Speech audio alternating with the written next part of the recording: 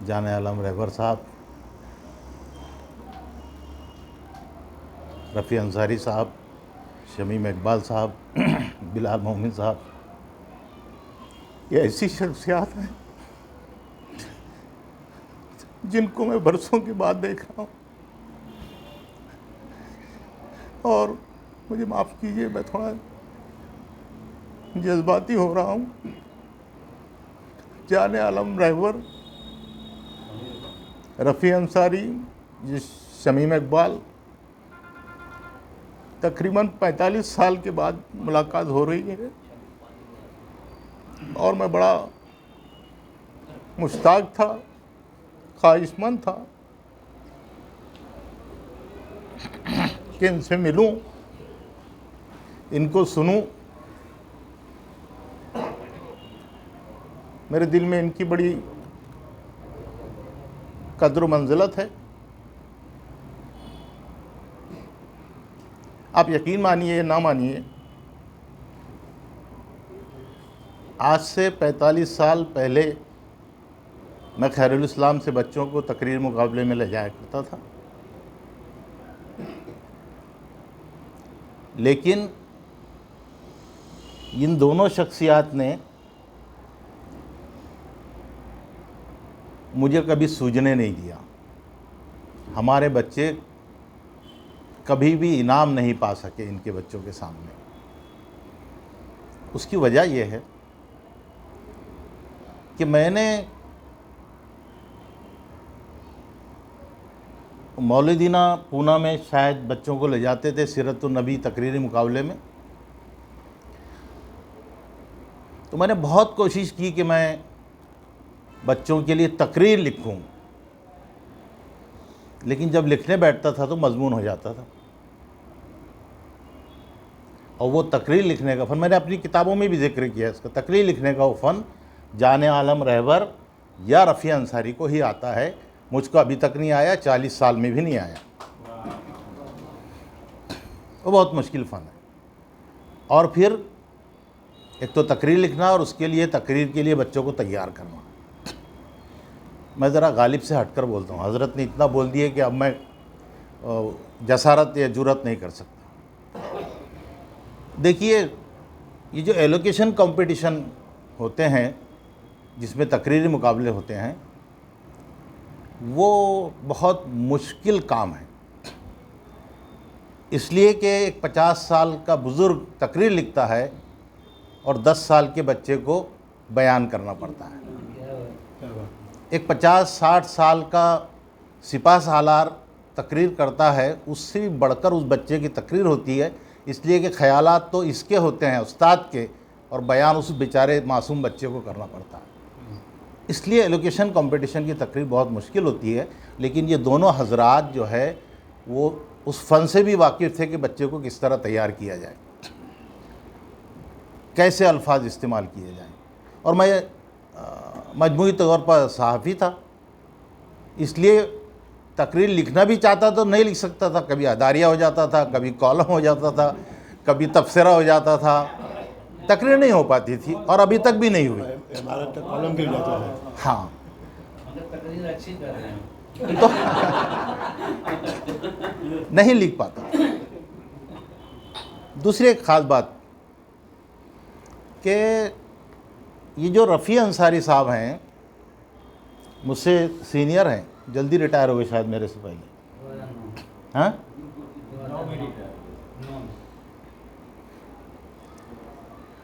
तो एक बात आपको बताना चाहता हूँ, ख़ास तौर पर भिवंडी वालों को, फिर मैं भिवंडी पर आऊँगा। गालिब को छोड़कर मैं ज़रा पटरी से उतरा हूँ। ख़ास बात यह है रफ़ी अंसारी साहब में कि ये बहुत अच्छे इंशाइया निगार हैं। मजमून निगार होना एक अलग बात है, वो तो मैं भी लिख लूँगा। बहुत अच्छे इंशाइया निगार हैं। और इंशाइया की तारीफ़ क्या है मालूम? आजकल लोग मज़ाहिया मज़ामीन लिखते हैं, उसको इंशाइया कहते हैं, लेकिन वो इंशाइया नहीं होता। रफ़ी अंसारी साहब के यहाँ पर वो बात नहीं है। देखो, आज भी वो इंशाइया पर आ गए थे। आपके सामने जो कुछ कह रहे थे, पढ़ रहे थे, वो इंशाइया ही था। सही। और भिवंडी वालों, ये सुनकर आपको खुशी होगी कि डॉक्टर वज़ीर आगा और 2-3 जिसमें डॉक्टर मोहम्मद सादुल्ला भी है हमारे इधर के, और उसके बाद एक रफ़ी अंसारी, बस इंशाइया निगारों की फहरिस्त मुकम्मल। यस, कम से कम महाराष्ट्र में तो नहीं है। बाकी जो है वो मज़ाहिया मज़ामिन लिखते हैं और खुश होते हैं कि मैंने खाका लिख डाला या मैंने इंशाइया लिख डाला। ऐसे रिपोर्ट आज लिखना बहुत मुश्किल है, वो तो उस पर मैं आता भी नहीं। ये रफ़ी अंसारी साहब। दूसरे, किसी ने कहा कि रफ़ी अंसारी साहब आज भी रईस हाई स्कूल में जाते हैं। हर ईमानदार टीचर का ये फ़र्ज़ है, और बल्कि वो होता है कि वो अपनी स्कूल को नहीं भूलता। मुझे जब ये कह रहे थे कि रईस हाई स्कूल में अभी भी जाते हैं, उनके घर पर अभी भी मजमा जमा रहता है तकरीर सुनने वालों का, तकरीर सीखने वालों का, तो मुझे एक शेर याद आ गया कि मकतब इश्क का दस्तूर निराला है, उसको छुट्टी नहीं मिलती जिसको सबक याद हो गए। ये कमालात हैं इन लोगों की। दूसरे, हमारे ये छोटे भाई, छोटे थे ना, मुझसे बड़े तो नहीं हैं, कुतुबुद्दीन शाहिद, इनकलाब का बेहतरीन संडे एडिशन एडिट करते हैं। मैंने 2-3 मरतबा मज़ामीन भेजकर देखे, वो छापते ही नहीं मेरे मज़ामीन। और इसमें कुछ शक नहीं, जब आप मेयार देखेंगे तो फिर आदमी को नहीं देखेंगे। और बहुत मुश्किल काम है कुतुबुद्दीन, बहुत मुश्किल काम है, और मैं पसंद भी करता हूँ, मैं पढ़ता हूँ उसको। हमारा अखबार नहीं आता लेकिन मैं नेट पर ज़रूर देखता हूँ। आज भी मैंने देखा और कल भी देखूँगा। नहीं, वो छापते हैं कभी कभी, अफसानचे वगैरह छाप देते हैं, मजनून भी शाये किया उन्होंने, इसमें कोई शक नहीं। लेकिन मुझे अच्छा लगता है कि एक शख्स मेयार देख रहा है, इसका मतलब वो भी मेयार ही होगा। मैंने शमीम तारिक साहब के अंडर में उर्दू टाइम्स में काम किया था। He was editor, I was sub editor, then assistant editor. वो जब गुस्सा होकर निकल गए, चले गए, तो मैंने कई रोज़ तक संडे एडिशन संभाला था। लेकिन कुतुबुद्दीन, जो मेयार तुम्हारे पास है वो मैं दे नहीं सका था। मुझे इसमें एतराफ़ करने में कोई ये भी नहीं है। और इनकलाब बड़ा अखबार है, उससे आप जुड़े हैं, माशाअल्लाह, बहुत अच्छी बात। गुलाम नबी मोमिन डॉक्टर साहब, दर्स व तदरीस में उन्होंने बड़ा काम किया है और आज भी कर रहे हैं माशाअल्लाह।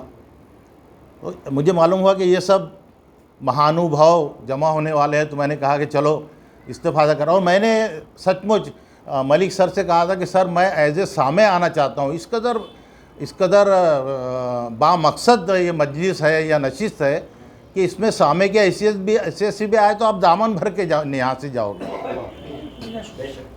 और मैं एक बात कहना चाहता हूँ, आज मैंने इनको सुना, शमीम इकबाल को, साहब कहने को भी जी चाह रहा है मेरा उनको, शमीम इकबाल को सुना। असल में मैं बड़ा मायूस हो गया, क्योंकि मैं उस इलाके में हूँ जो भिवंडी नहीं है, बम्बई नहीं है, नागपुर नहीं है, औरंगाबाद नहीं है। और मैं बड़ा मायूस हूँ उर्दू के असातिज़ा से, क्योंकि आप अगर कहते हो कि उर्दू का मुस्तकबिल रोशन है, लेकिन मैं कहता हूँ कि ज़मीनी हकीकत कुछ और है। बहुत सही, बहुत सही। सर, वो जो लोग थे जो अब जन्नत मकानी हो गए, जन्नत मकानी इसलिए कह रहा हूँ कि ईमानदारी से पढ़ाया तो जन्नत में गए होंगे, उर्दू पढ़ाने वाले ख़ास तौर पर। उन्होंने, उनके बाद जो नस्ल आई ऐसे लोगों की, उन्होंने उर्दू के दर्स व तदरीस के साथ पूरी ईमानदारी से काम किया, इसमें कोई शक नहीं। उर्दू को ज़िंदा ताबिंदा रखने में, उसकी तरवीज, इशाअत और तबलीग में बड़ा काम किया। उसके बाद उनके शागिर्दान रशीद आए, वो भी अच्छा काम कर रहे हैं। लेकिन मैं ये जो मरासलाती कोर्सेज़ हैं या ओपन यूनिवर्सिटीज़ हैं या दाखिला लो, इम्तिहान दे दो और डिग्री ले लो, ये जो चल रहा है ना, इससे बड़ा खाम माल बिलाल साहब हमारे इदारों में आ रहा है। सही, बहुत सही। और मैं उससे बड़ा मतलब ज़हनी तौर पर परेशान हूँ कि उर्दू का क्या होगा। लेकिन मुझे अच्छा लगा कि ये इन्होंने तुम्हारे शमीम इकबाल ने जो गज़ल की तफ़हीम की तो मेरे दिल को तसल्ली हुई कि अभी कुछ अच्छे असातिज़ा बाकी हैं। तुमको मुबारकबाद देता हूँ। क्या किया? अजी बुनियाद तो पहले की है, इससे अव्वल बुनियाद में बात कर। नहीं, उनका पूरा मैं सुन रहा था। और देखो, मैं जो हूँ वो उर्दू ज़बान और अदब का आदमी हूँ, सही बोलता हूँ, मुझे उससे दिलचस्पी है। तो मैंने उनके यहाँ देखा कि वो अल्फाज की बरजस्तगी भी थी और इंतखाब भी जो अल्फाज का था काबिल। कह रहे हैं कि आप जैसे कह रहे हैं जो मुरासलाती कोर्स है उसकी वजह से ये पीछे जा रहे हैं, ये मुरासलाती कोर्स वाला ऐसा ये बता रहे हैं। तो मैंने कहा कि उनकी बुनियाद तो उन लोगों ने रखी जिसकी आप तारीफ कर रहे हैं। बुनियाद तो वहाँ की है ना। देखिए, ओपन यूनिवर्सिटी जो है मौलाना आज़ाद, उसके शमीम जयराजपुरी यहाँ आए थे और आप उसकी बाकायदा क्लासेस चलाते थे। माफ़ करना, अब ऐसी क्लासेस नहीं चलती है कहीं। और मैं उनके प्रोग्राम में यहाँ आया था, शमीम जयराजपुरी के। आप वाकई चलाते थे क्लासेस, अब नहीं चल रही सर। हकीकत कुछ और है। मैं काउंसलर साहब हूँ। हाँ, और जुमलों की नशीस तो बरखास्त भी बहुत अच्छी थी, मुबारक हो। पढ़ने का अंदाज़ तो अछूता है आपका। सबसे बड़ी बात कि उर्दू के किसी टीचर का तलफ़्फ़ुज़ सही है, मैं बहुत दिनों के बाद सुन रहा हूँ। असल में 45 साल लग गए आपको। और मैंने कहा कि मैं वो तकरीर वगैरह नहीं लिख सकता, लेकिन मैं मज़ामीन वगैरह ठीक ठाक लिख लेता हूँ। तो आपकी इबारत नवेसी भी बहुत अच्छी थी। मेरे उस्ताद सब आपके साथ बैठे थे। तो ये तो उस्तादुल असातिज़ा है, मेरे भी उस्ताद हैं। और एक बात याद आ गई मुझे। सर ने कहा कि किसी ने कहा कि सर फ़लाँ स्कूल में थे, फ़लाँ स्कूल में थे। सर ने कहा अहमद सलर में भी था, खैरुल इस्लाम में भी था, खैरुल इस्लाम में मैं भी था, तो खैरुल इस्लाम में भी था। मुझे ऐसा लगा कि जो लोग अपने मिजाज और अपने सलीके पर जीना चाहते हैं वो एक जगह रुकते नहीं हैं। और महाराष्ट्र में दो ही लोग हैं जो अपने मिजाज पर जिए और किसी की सुने नहीं, अपने मिजाज पर जिए, एक ज़ोया अंसारी और एक जाने आलम रहमान। तो ये लोग कभी भी किसी के अंडर में रहकर नहीं, हमारा जो मिजाज है, हमारा जो तरीका है उस पर रहेंगे वैसा। दूसरी बात है कि भिवंडी जो है वो इल्मी अदबी तहरीकों का मरकज़ और गहवारा रहा है, इसमें कोई शक नहीं। वो जो तरसील सुखन सर आप बोल रहे थे ना, किसी ने कहा कि वो तरसील सुखन जो है उसकी उतनी इशाअत नहीं हुई है, उतनी तबलीग नहीं हुई है, उतनी तरवीज नहीं हुई है। आपकी मालूमात के लिए अर्ज़ है कि मैंने असलम फ़कीह साहब और ज़ियाउर रहमान अंसारी हैं कि वो हेडमास्टर, उनसे बाकायदा रिक्वेस्ट करके उसकी 50 कॉपी मंगाई थी बुल्ढाना ज़िले के लिए। हमारी वहाँ पर मैसा नाम की एक तंजीम है जो मुस्लिम मैनेज्ड स्कूलों की तंजीम है। हमने वहाँ के उर्दू असातिज़ा को बुलाया, उनका एक सेमिनार लिया और उस सेमिनार में वो आपकी जो है तरसील सुखन तकसीम की। वाह वाह वाह। और अगर दूसरा एडिशन आया हो तो हम झुरी फैलाए हुए कि और 50 दे दीजिए। ज़ियाउर रहमान साहब ने और असलम फ़कीह साहब ने हमको भिजवाई थी और हमने वो। बात ऐसी है सर, मैं आपसे एक दरख्वास्त करना चाहता हूँ कि ये जो आपने अब तक 5 नशिस्तों का एहतमाम किया, इसमें कोई शक नहीं कि आप जो लोग बैठे हुए एक एक सैकड़ों अदीबों और शायरों पर और उस्तादों पर भारी है, लेकिन इसका दायरा कार ज़रा वसी कीजिए। इसलिए भी कि मैं खैरुल इस्लाम में उर्दू पढ़ाता था और सर आपने बिल्कुल सच्ची कहा कि जब शेर पढ़ाता था, वाकई जब कोई उम्मीद भर नहीं आती, कोई सूरत नज़र नहीं, सीधा जुमला बनाकर बच्चों को समझा देते थे। आज सर ने जो बताया, मोमिन का जो शेर सर ने समझाया कि तुम मेरे पास होते हो गोया जब कोई दूसरा नहीं होता। मेरे को जो उस्ताद थे उन्होंने पढ़ाया था गोया यानी गोया।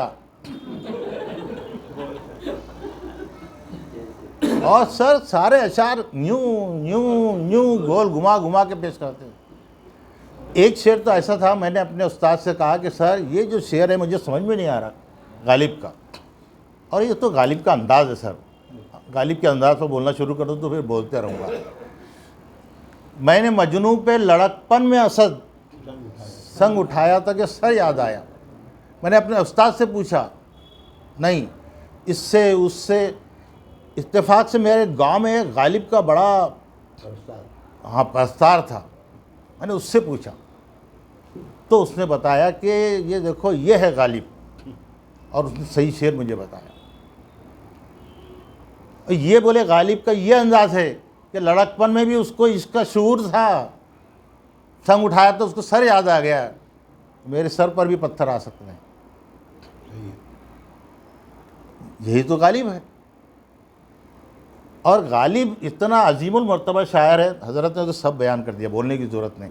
इतना अजीमुल मर्तबा शायर है कि उसको ताली भी अच्छी है, उस पर ताली। वो कहता है ना कि मेरे मेरे मेरे सामने खाक पर जबी रगड़ता है दरिया मेरे आगे, और सहरा जो है गर्द में मुंह छुपा लेता है मेरे होते हुए। ये ताली किसको, इसकी अजीमुल मर्तबा शायर है, इसीलिए तो ना। तो मकसद कहने का ये है सर कि आपने एक पूरी गज़ल गालिब के लिए एक शेर लीजिए, एक शेर, और 4 मुकर्रिर रखिए, बोलिए, तब जाके असातिज़ा का जहन खुलेगा। और इस तहरीक को भिवंडी में तो मुझे मालूम है काबिल असातिज़ा मौजूद हैं, बम्बई में भी हैं, अभी नहीं ऐसा नहीं है, अभी भी हैं।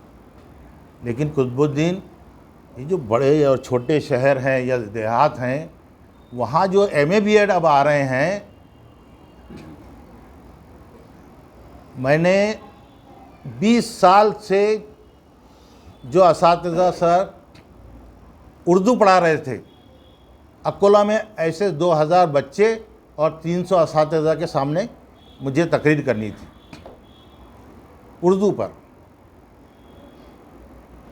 मैंने जो तकरीर करनी थी की 40 मिनट, और उसके बाद मैंने उनसे पूछा कि रदीफ़ के पीछे पीछे चलने वाले लफ्ज़ को क्या कहते हैं। सर आप ताज्जुब करोगे, एक टीचर नहीं, एक नहीं सर, जब मुझे लगा कि उर्दू का बहुत बुरा हाल करके रख दिया। उर्दू किस ज़बान का लफ्ज़ है? नथिंग। उर्दू का रस्म ख़त किस ज़ुबान से मुस्तार है? नोबडी।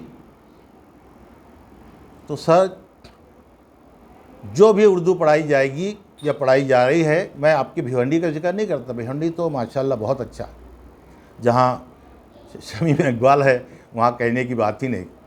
क्या क्या अल्फाज इस्तेमाल कर रहे थे शमीम, मैं तो शजदर था। अंगुश बदंदा उन्होंने कहा तो मैंने वाकई दांतों तले उंगली दबा ली। तो ऐसे असातिज़ा हैं और होंगे, इसमें कोई शक नहीं।